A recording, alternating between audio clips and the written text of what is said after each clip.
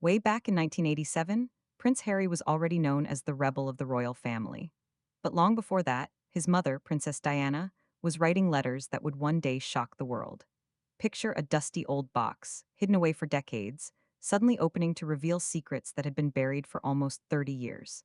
That is exactly what happened in early 2024 when an auctioneer in England got the surprise of his life. Inside that box were letters written by Diana herself, and one of them was addressed to someone she was never close with, Princess Anne. This was not just any letter. It was a message that had stayed sealed for 26 years, waiting for the right moment to be read. The handwriting was clearly Diana's, and the signature proved it beyond any doubt. But why would Diana write to Anne, a woman who seemed so different from her? Was it a cry for help, a final warning, or something even more mysterious? Let us step back in time and uncover the incredible story of Diana's lost letter to Princess Anne. It all started on a cool morning in Essex, England, in early 2024. An auctioneer named James Parker was going through an old box that had been sitting around for years. His hands were shaking as he realized what he had found. Inside were private letters written by Princess Diana, and they were about to be sold to the highest bidder. Most of them were simple thank you notes and kind messages, the kind of things you might expect from a famous princess. But one letter stood out from all the rest. It was in a sealed envelope, and it was addressed to Princess Anne. This was not something you see every day. The letter had been hidden away in a private collection ever since Diana died in 1997. Unlike her other letters, which were often shared with the public or sold to collectors, this one had never been opened. The cream-colored envelope still had Diana's royal letterhead on it, and her neat handwriting was as clear as the day she wrote it. When the news got out, royal experts from all over came running to Essex to see it for themselves. Among those experts was Dr. Sarah Matthews, a historian who had spent years studying Diana's letters. She noticed something strange right away. Most of Diana's letters had faded ink and worn edges from being handled so much over the years. But this one looked almost new, as if it had been sealed just yesterday. It was perfectly preserved, which made the mystery even deeper. The letter had passed through the hands of 3 different owners, but none of them had ever opened it. The last owner was a retired banker named Thomas Henderson, who bought it in 2001 from someone who had once worked for the royal family. That person chose to remain anonymous, which only added to the intrigue. As experts studied the envelope more closely, they found something else unusual. There was a small red wax seal with Diana's personal crest on it. This was not the usual royal seal she used for everyday correspondence. Diana only used this special seal for her most private and important messages, which showed just how much this letter meant to her. But the real surprise was what was written inside. Diana had composed the letter in early 1997, just a few months before she died in that terrible car crash in Paris. The princess, who had spent her whole life in the spotlight, was not writing about anger or sadness. Instead, she calmly shared her thoughts about the future of the royal family, and she made an unexpected request to Anne, the one person who had always kept her at a distance. Diana talked about changes she believed would happen to the royal family, changes that seemed unlikely at the time but now feel very real. She mentioned the need for the monarchy to adapt, the growing power of the media, and her worries about how all of this would affect her young sons, William and Harry. The most surprising part was how she spoke about Anne. Even though they were never close, Diana wrote with respect and understanding. She admitted they were different, but she praised Anne for being strong and loyal to the royal family. Then came the most important part. Diana asked Anne to look after William and Harry if something ever happened to her. The timing of Diana's request made it even more significant. In early 1997, she was throwing herself into charity work, especially her campaign against landmines. That was the year she shocked the world by walking through a minefield in Angola. This kind of work took her to dangerous places and made some powerful people unhappy. Her letter showed that she felt unsafe but was determined to keep going. Royal historian Dr. James Bennett said the letter proved Diana understood politics very well. She wrote about the same problems the royal family faces today, how to keep traditions while meeting modern expectations, and the struggle between private life and royal duty. She saw it all before it happened. The palace has not said a word about the letter, and their silence says a lot. They have not confirmed if it is real or fake, but handwriting experts who have studied Diana's other letters believe it is genuine. The paper, ink, and writing style all match her other confirmed letters from early 1997. Today, the letter is kept safe in a special room at the British Library, where experts are still studying it. Its discovery has started new conversations about Diana's life and how she viewed the future of the royal family. Most importantly, it has changed how people see her relationship with Anne. Even though they were different, Diana seemed to trust Anne in a way that others never noticed. This letter, which stayed secret for so many years, is not just about the past. It helps us understand the royal family today. William and Harry have taken very different paths, and the monarchy is still dealing with the changes Diana once said would happen. But Diana's final message was about more than just the future of the crown. In the months before she died, her letters became more urgent. Her secretary noticed a change in her that spring. Diana was always careful with her correspondence, but now she was writing more often and more frantically. Her neat handwriting, usually smooth and graceful, looked rushed, as if she felt she was running out of time. Ken Williams, a former Royal Protection Officer who worked with Diana in her final months, remembered how uneasy she seemed. She often stayed up late at night writing, and sometimes he would find her in the early morning still at her desk with sealed letters all around her. These were not her usual kind messages to friends or thank you notes to charities. They were serious, full of warnings, secrets, and what felt like final instructions. Her butler, Paul Burrell, received one where she wrote about dark forces around her. He had a front row seat to the royal family from inside the household, spending 20 years working alongside them. He started as a footman to the Queen before becoming Diana's butler. Her friend, Lucia Fletcher de Lima, received another letter mentioning powerful people who wanted her to be quiet, but the letter to Anne was different from the others. It was written on Diana's own paper from Kensington Palace and showed a side of her that few people knew: calm, thoughtful, and able to see the future. She wrote about the royal family's old ways falling apart and how William and Harry would need the freedom to make their own choices. Patrick Jeffson, Diana's private secretary from 1996 to 1997, explained that Diana had been paying attention to Anne for a long time. Even though they were very different, Diana respected the way Anne stayed true to herself while still serving the royal family. She noticed something in Anne that many others overlooked. The letter revealed how well Diana understood the struggles her sons would face. She wrote about the strict royal rules, the never-ending public attention, and the pressure to always appear perfect. These were not just a mother's concerns, they were warnings from someone who had experienced it all. Lady Sarah McCorquodale, Diana's sister, later said that Diana had shared the same worries with her family.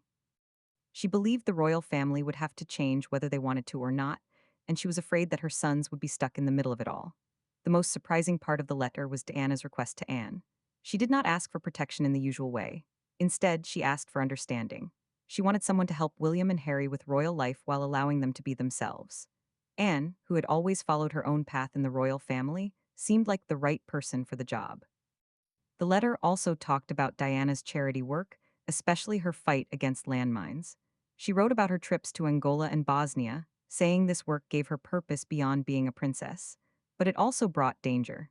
She had upset important people by getting involved in political issues. A former BBC royal reporter, Jenny Bond, spoke about why the timing was so important. In early 1997, Diana was at a turning point. She no longer had her royal title, but she had found her own voice and was making a real difference in the world. However, it was not without risk. Diana told Anne that she felt watched. She noticed cars following her and heard strange silences during phone calls, but she did not sound afraid. Her words felt like someone making plans just in case something happened. Diana's last words to Anne were not about fear or sadness. She wrote with hope that the royal family could change, that her sons could be happy, and that even distant relationships could grow warmer. She ended the letter not as a princess but as a mother, trusting someone she respected to look after what mattered most, her boys. At the end of the letter, Diana added a short note saying time would prove her right. Today, her words feel very true. William tries to balance royal duty with an ordinary life, while Harry has chosen freedom instead of tradition. Diana saw it all coming. Diana's letter to Anne did not come from nowhere. Their complicated relationship began years earlier, shaped by a quiet rivalry. What caused the distance between these two strong women, and how did a small disagreement at a royal christening change everything? In the grand halls of Buckingham Palace in the early 1980s, two princesses lived very different lives. Princess Anne had already found her role in the royal family. She worked hard, attending many events each year, but she did not seek attention. Her days were filled with charity work, military events, and meetings with leaders, important but less glamorous duties of the royal family. Lady Pamela Hicks, a cousin of Prince Philip and someone who knew the royal family well, remembered Anne's hard work. She said Anne woke up early, read important papers, and traveled to far places in Britain, and never looked for praise. She believed duty was its own reward. Then Diana came, bringing warmth and energy that the public loved. While Anne was serious and focused on duty, Diana shined like a star.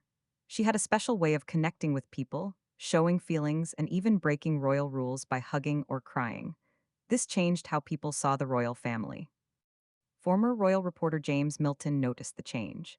He said that Anne's work, like opening hospitals and visiting schools, was hardly in the news anymore. Everyone only wanted to see Diana. If she wore a new dress or changed her hair, it was on the front page. The tension was hidden behind polite smiles at royal events. Anne hardly looked at Diana, and in family photos, she stood far away from her. These small actions added up over time, creating a distance that would last for years. Their ways of handling royal life were very different. Anne followed the old rule of staying silent and never explaining, even during her divorces and troubles. She kept working as if nothing was wrong. Diana was the opposite. She spoke openly about her struggles with food and mental health, making people see the royal family more humanly. The trouble started when Prince William was born in 1982. Royal rules suggested that Anne should be his godmother, since Charles was already a godfather to her son Peter. This role was meant to bring the family closer and show trust. Royal writer Sarah Bradford explained why this mattered. Being chosen as a godparent to a future king was more than just an honor, it showed trust in a person's wisdom and character. Anne thought she would be chosen, and the whole family thought so too. But Diana made a different choice. She picked friends who had shown her real kindness instead of following tradition, leaving Anne out and surprising many in the royal family. When Prince Harry was born 2 years later, Diana once again did not choose Anne as his godmother. Lady Susan Hussey, who worked closely with the Queen, saw what happened next. She said Anne felt hurt. To Anne, it was not just about being left out. She felt Diana was rejecting her and everything she stood for: duty, tradition, and the right way to do things. Anne's reaction said a lot. On the day of Harry's baptism, she did not attend. She said she had other plans, a hunting trip at her country home. Her message was clear: if Diana could ignore tradition, so could she. After this, they grew even further apart. Anne focused even more on her royal duties while Diana started to speak up for herself. When they met at family events, they were polite but distant. Each stood for a different idea of what it meant to be a princess. Even with their differences, they had something in common. Both wanted to be their own person in a royal world that expected princesses to be quiet and obedient. They just took different paths to do it. While the newspapers and royal events showed their rivalry, there was more happening inside the palace. In the beginning, Diana struggled to understand royal life. But how did Anne ignoring her help shape the Diana the world would later love? Before the fame and the sorrow, before the world called her the people's princess, Diana Spencer was a 19-year-old girl stepping into a life full of old rules and traditions. In the summer of 1981, just weeks before marrying Prince Charles, she walked through the grand halls of Buckingham Palace trying to understand the royal way of life. Marion Crawford, who once worked for the royal family, saw Diana trying hard to fit in. She said Diana spent hours practicing the perfect curtsy, learning how to speak to different people, and studying royal rules. She wanted very much to be part of the family. Anne watched without much interest. At formal dinners, Diana tried to talk using the polite words she had practiced, but Anne only gave short nods and kept eating, hardly looking at her. These small rejections hurt more than any harsh words. Lady Elizabeth Anson, the Queen's cousin, noticed these moments. She said Diana could make a room feel bright, but near Anne she seemed smaller. Her smile faded and she lost confidence, like a flower closing in the cold. The staff saw Diana change. She was no longer as warm and free. Instead, she became nervous before family events. She would check the rules again and again, afraid of making mistakes. But no matter how hard she tried, and never seemed to approve. In 1982, former palace chef Darren McGrady found Diana alone in the kitchen late at night. She was crying and saying she did not understand what she had done wrong. She kept asking why some family members could not accept her for who she was. As Diana's marriage to Charles started to fall apart, she felt more alone in the palace. The same walls that had seen many royal stories now trapped a young woman battling sadness and an eating problem. When she asked for help, she found only silence. Royal correspondent Richard Kay observed that the palace's design reflected its emotional atmosphere. The long hallways, closed doors, and strict rules about keeping distance all sent a clear message: personal struggles should be kept private, and showing weakness was not acceptable. Anne's reaction to Diana's struggles said a lot. When Diana missed events because of her bulimia, Anne was said to have remarked that illness should not get in the way of duty. This showed how different they were. Anne believed in staying strong and quiet, while Diana was open about her feelings. By 1990, Diana had found ways to cope.